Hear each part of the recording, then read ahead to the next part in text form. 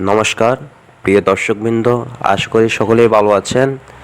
অনেকের মনে প্রশ্ন জাগে, প্রেম করে বিয়ে হবে নাকি পারিবারিকভাবে বিয়ে হবে, অর্থাৎ লাভ ম্যারেজ হবে নাকি অ্যারেঞ্জ ম্যারেজ হবে।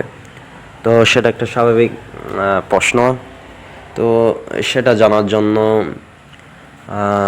আপনাদের জন্মকুষ্ঠি খুলতে হবে এবং জন্মকুষ্ঠি খুলে দেখতে হবে।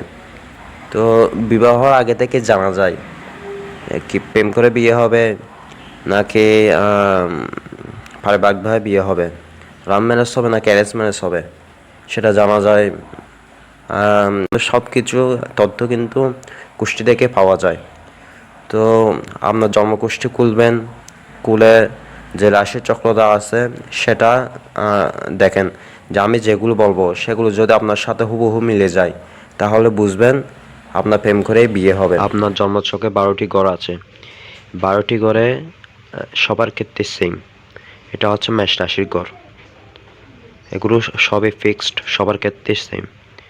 তো মেষ রাশির ঘরের অধিপতি গ্রহ হচ্ছে মঙ্গল, বৃষ রাশির ঘরের অধিপতি গ্রহ হচ্ছে শুক্র, মিথুনের অধিপতি গ্রহ হচ্ছে বুধ, কর্কট অধিপতি গ্রহ হচ্ছে চন্দ্র, সিংহর অধিপতি গ্রহ হচ্ছে রবি, কন্যার অধিপতি গ্রহ হচ্ছে বুধ, তুলার অধিপতি গ্রহ হচ্ছে শুক্র, বৃশ্চিক অধিপতি গ্রহ হচ্ছে মঙ্গল, ধনু অধিপতি গ্রহ হচ্ছে বৃহস্পতি, মকর অধিপতি গ্রহ হচ্ছে শনি, কুম্ভর অধিপতি গ্রহ হচ্ছে শনি, মীনের অধিপতি গ্রহ হচ্ছে ঠিক।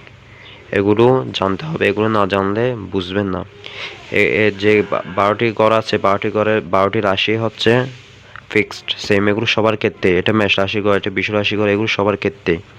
তো আপনার জন্মছক হয়তো এভাবে থাকতে না পারে, এটা হয়তো বা গোল থাকতে পারে, কিন্তু এখানে 12টি ঘর আছে, 12টি ঘরের সবার ক্ষেত্রে এগুলো সেম সেম ঘর এবং সেম রাশির সেম অধিপতি, সবগুলোই সবার ক্ষেত্রে সেম। তো এগুলো জানতে হবে, এগুলো না জানলে আপনি বুঝবেন না। জন্মছকের পঞ্চম ঘর থেকে প্রেম বিচার করা হয় এবং সপ্তম ঘর থেকে বিবাহ বিচার করা হয়। তো পঞ্চম ঘরের অধিপতি গ্রহকে পঞ্চমপতি বলে এবং সপ্তম ঘরের অধিপতি গ্রহকে সপ্তমপতি বলে। তো পঞ্চমপতি এবং সপ্তমপতির সংযোগ থাকলে আপনার জন্মছকে বুঝবেন আপনার প্রেম করে বিবাহ হবে।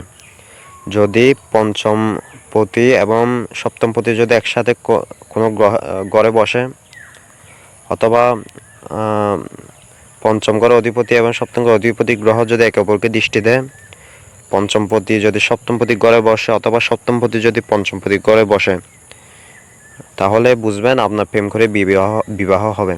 আমি আবার বলতেছি, পঞ্চমপতি এবং সপ্তমপতি যদি একসাথে কোনো ঘরে বসে এবং পঞ্চমপতি এবং সপ্তমপতি যদি একে অপরকে দৃষ্টি দেয়, পঞ্চমপতি সপ্তম ঘরে এবং সপ্তমপতি যদি পঞ্চম ঘরে বসে, তাহলে আপনার প্রেম করে বিবাহ হবে। তো আপনার লগ্ন যে কোনো লগ্ন হতে পারে আপনার।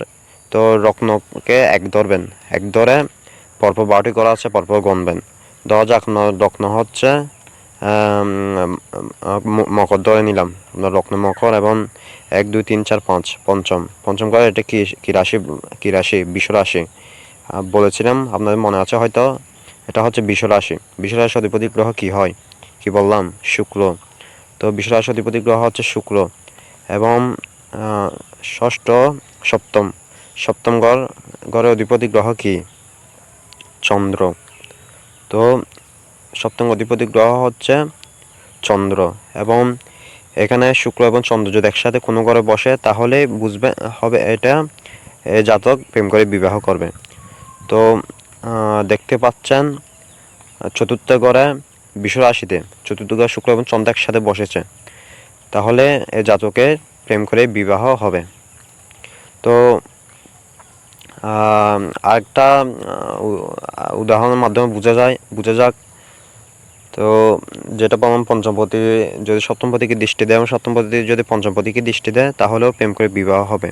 এখন ধরা যাক লগ্ন হচ্ছে মেষ এবং মেষ থেকে পঞ্চম ঘর হচ্ছে তুলা রাশির ঘর। তুলা রাশি অধিপতি গ্রহ হচ্ছে রবি এবং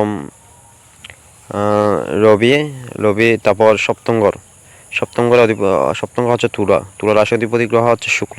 এখানে দেখতে পাচ্ছেন রবি সপ্তম দৃষ্টি দিয়ে শুক্রকে দেখছে এবং শুক্র দৃষ্টি সপ্তম দৃষ্টি রবির ওপর পড়ছে। প্রত্যেক গ্রহেরই সপ্তম দৃষ্টি থাকে।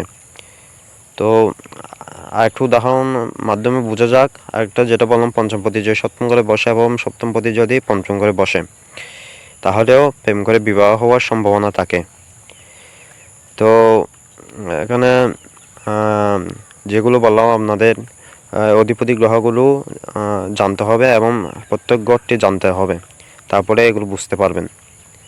তো আপনার যে কোনো লগ্ন হতে পারে।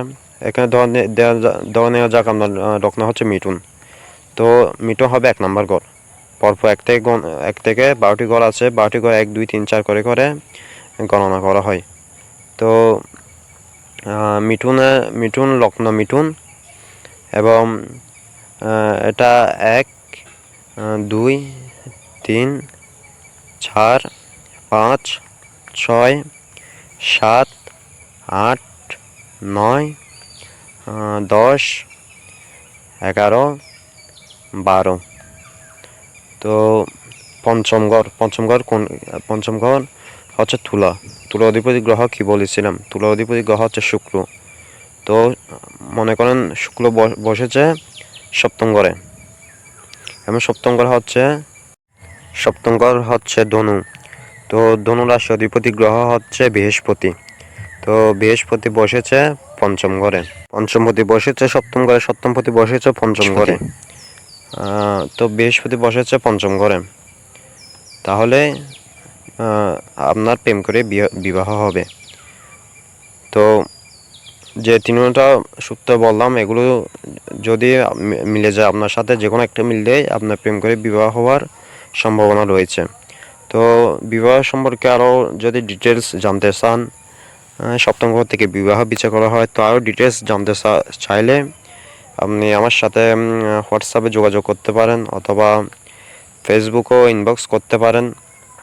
আপনার সম্পূর্ণ কুষ্টি বিশ্লেষণ করে দেখব, এবং আপনার যত প্রশ্ন আছে বিবাহ সম্বন্ধীয় সকল প্রশ্নেরই উত্তর দিব। তো এতটুকুই। নমস্কার, সকলেই ভালো থাকবেন, সুস্থ থাকবেন।